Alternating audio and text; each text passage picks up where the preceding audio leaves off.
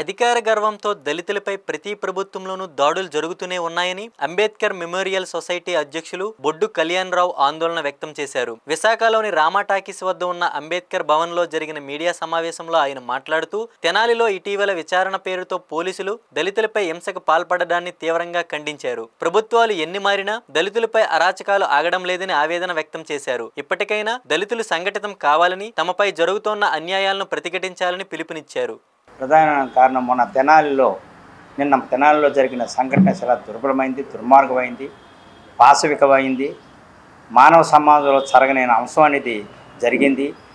ముఖ్యమైన ఇద్దరు దళితులు, ఒక ముస్లిం, ఇద్దరిని కూడా మరి నడి రోడ్డు మీద పోలీసులే హింసించి వాళ్ళ ఇష్టం వచ్చినట్టు చితకబాది ఉంచడం అనేది చాలా దారుణం జరిగింది. దేశాన్ని దోచుకున్న లక్షల కోట్లు, వేల కోట్లు, వందల కోట్లు దోచుకున్న జోలికెళ్ళడం మాడితే నిర్భాగ్యులై ఉన్న, నిరాశలై ఉన్న, పొట్టగూటు గురించి బతకలేని పరిస్థితుల్లో ఉన్న తాలూకా దళితులు ఏమీ చేయలేరనే ఉద్దేశంతో ఈనాడు ఈ దుర్మార్గమైన కార్యక్రమాలు జరుగుతున్నాయి. అతి ముఖ్యంగా ఇది మరి పౌర శాఖ మంత్రి అయినటువంటి మరి నాదెండ్ల మనోహర్ గారి తాలూకా నియోజకవర్గంలో జరిగింది.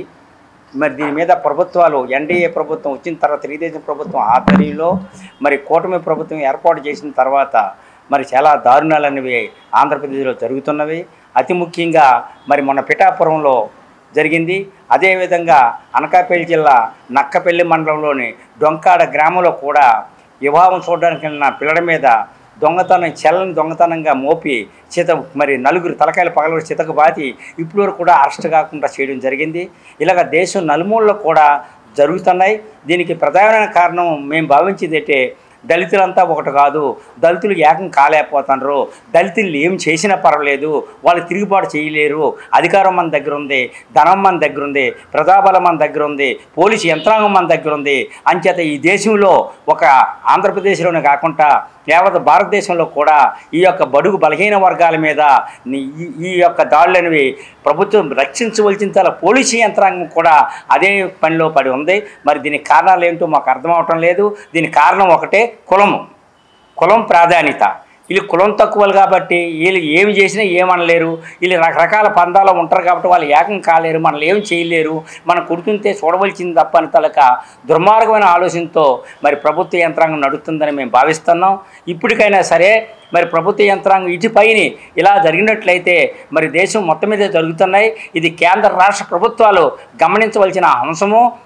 అనేకమైన తాలూకా మరి సంక్షేమ పథకాలని అనేకమైన తాలూకా అంశాల మీద ప్రభుత్వాలు నిర్ణయం తీసుకున్నప్పుడు ఈ యొక్క సమాజాన్ని పట్టి పీడిస్తున్న కటిక దరిద్రులు కొన్ని వేల సంవత్సరాలు బట్టి ఉన్న దళితులకి రక్షణ కల్పించడానికి కూడా రాజ్యాంగాన్ని కూడా అవహేళన చేస్తూ రాజ్యాంగ పరిధిలో కూడా మరి ప్రభుత్వాలు నిర్ణయాలు తీసుకోకుండా ఇంత దారుణంగా హింసించడం చాలా దారుణమైన అంశం. అంతేకాకుండా రాజ్యాంగం మీద కూడా గౌరవం లేదు.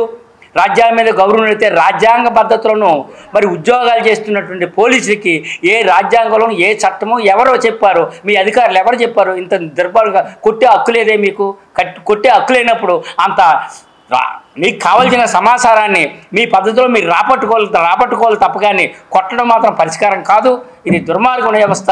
అంచేత ఇలా ప్రభుత్వాలు కానీ, ప్రజా సంక్షేమం కోరే వాళ్ళు కానీ, ప్రజా సమాజం కానీ ఈనాడు జరుగుతున్న అంశం నిర్భాగ్యుల మీదే, ఎస్ఐ మీద, ఎస్టీల మీద, బీసీల మీద, మైనార్టీల మీద మానభంగాలు, మర్డర్లు అన్ని సమస్యలు జరుగుతున్నాయి. ఇవన్నీ కూడా సంపూర్ణంగా మన ప్రెస్ వారికి మీకు అందరికీ తెలుసు.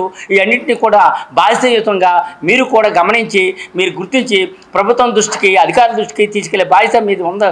ఈ యొక్క మరి సమాజాన్ని మరి ఎడ్యుకేట్ చేసే విధానంలోనూ చాలా ప్రాముఖ్యమైనటువంటి పాత్ర వహించి పత్రికా రంగం కాబట్టి మీ ద్వారా ప్రభుత్వానికి, సమాజానికి తెలియపరచాలనే ఉద్దేశంతో మేము ఈ రోజుని ఈ యొక్క పత్రికా సమావేశాన్ని ఏర్పాటు చేయడం జరిగింది.